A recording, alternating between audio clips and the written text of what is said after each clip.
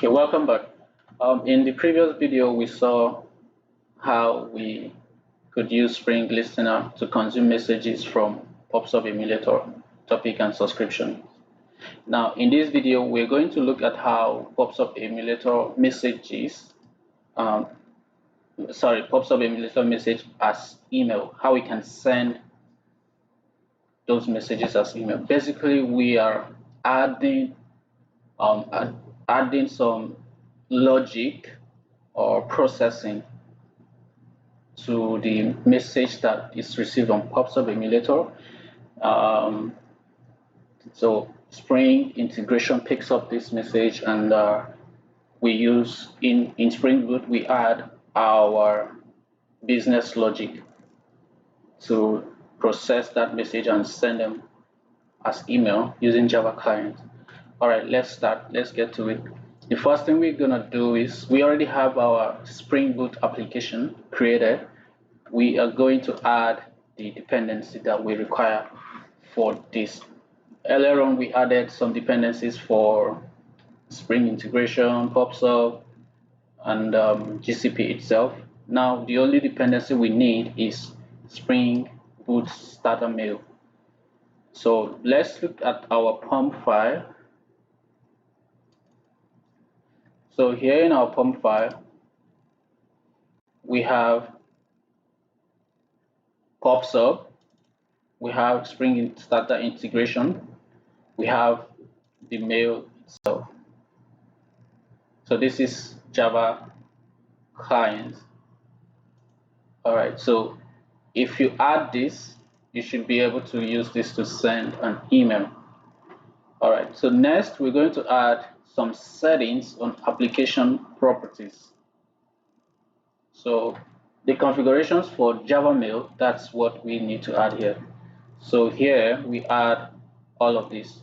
Be sure that at the time of recording this video, Gmail, which is what we are using here, does not support you putting your password here. What it wants you to do is to put an application password. So after this video, I'm going to delete this password. So this is a public video, so I don't get compromised. Okay, so you just put your username, Gmail username here, generate an app password here. There are videos on YouTube of how you can generate this password. I might do a video on that as well. Okay, so after we set up this host, port, username, password, and all these other settings, now the next thing we need to do is we need to create a class application config and wire a bin for object mapper, because we're going to need that.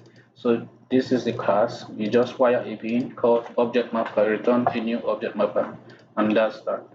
Step D, we create an email sender and also an AutoWire Java mail sender in it. So we have an email sender here created. We AutoWire Java mail sender. We want to use this to send our email. Okay, next we create a Java type and use object mapper to convert the type. So we needed the messages coming in to Pubsub Emulator. We want to convert it to a certain Java type, what we call POJO, model entity, whatever name you want to call it. So the type that I've chosen to convert it is the type called payment report, just having 3 fields or 3 attributes: ID, email, current price. Here I've used Lombok to avoid putting in getters and setters, and just to be able to easily create an object of this class. All right, so in our email sender, step F, in our email sender, we need to AutoWire email sender in service activator and called send email. Okay, before I talk about this, let's go back a little bit on step D, where we created an email sender and AutoWire Java mail sender. So email sender has a function called send email. In this function, we have all these logic to enable sending the email, which is majorly a my image, a my message, a my message helper, and then this try catch block, and finally you call java mail.send my message. Okay, so I'm gonna be hosting this entire code base on GitHub, and I would include the link to the GitHub repository on the comment section, or I'll include a link on this video so you can find it. You don't have to, type it out from the screen. Okay, so next on step F, we auto-wire email sender. So the being we just defined, be sure to annotate this with at service, the email sender. So Spring Boot application context can manage the creation of its instance.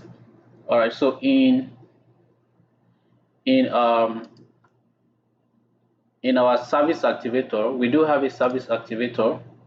This is our service activator.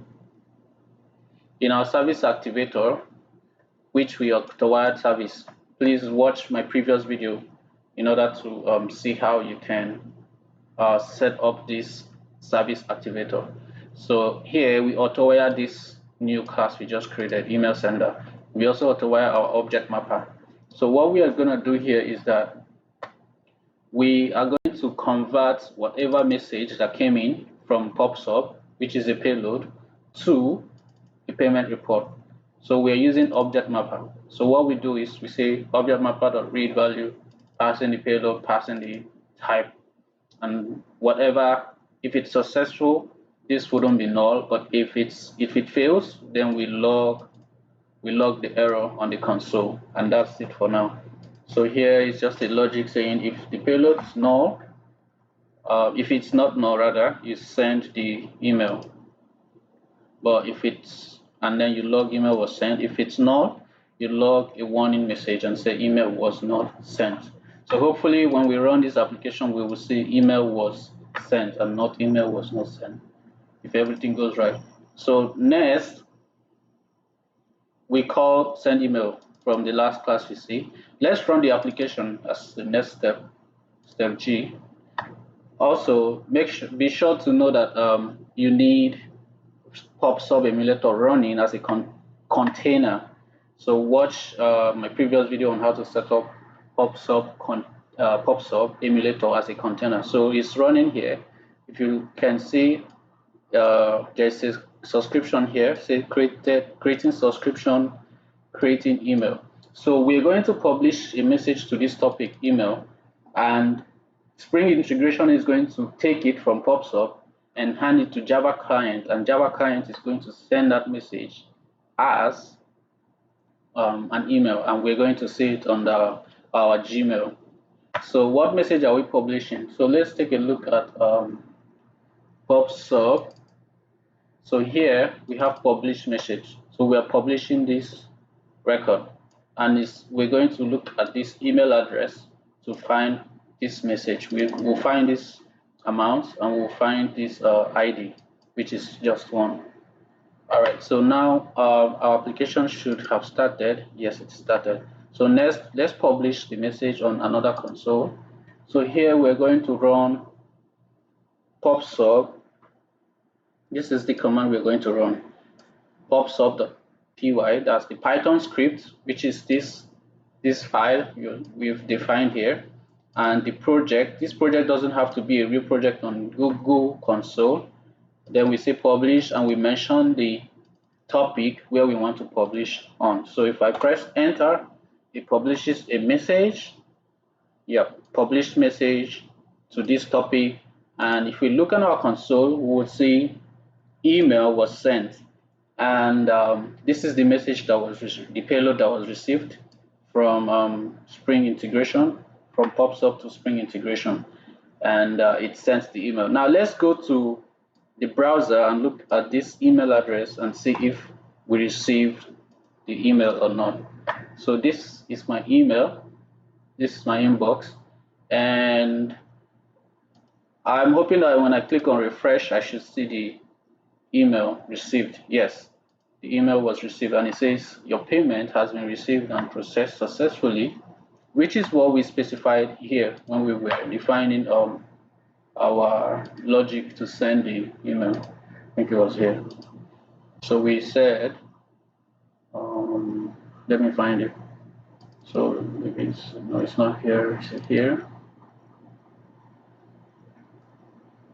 Where we converted, yeah. Oh, it should be in send email sender, yeah. So we said your payment has been received and processed successfully. So we did payment amount and we did on local date time now. So dates when it was processed. And that's exactly what we will find here. So it's the payment for this guy, the amount has been processed, and then the date time. So that is it for this video. I hope you learned something, and next I'm going to be making a video, and what we'll be doing is we're going to publish a message from Spring integration, that Spring listener, to Pubsub itself. So what we've done is we published from Pubsub, we published to Pubsub, and Spring integration picked it up and processed it. Now we're going to publish from Spring internally to Pubsub on the next video. So thank you for watching again. Also remember to check out the previous videos to learn more on how you can set up the Python scripts that I used in publishing these messages, and also how you can set up Pubsub Emulator. So thank you for watching. Also, the link to this video will be in the comment section. So bye. Thank you.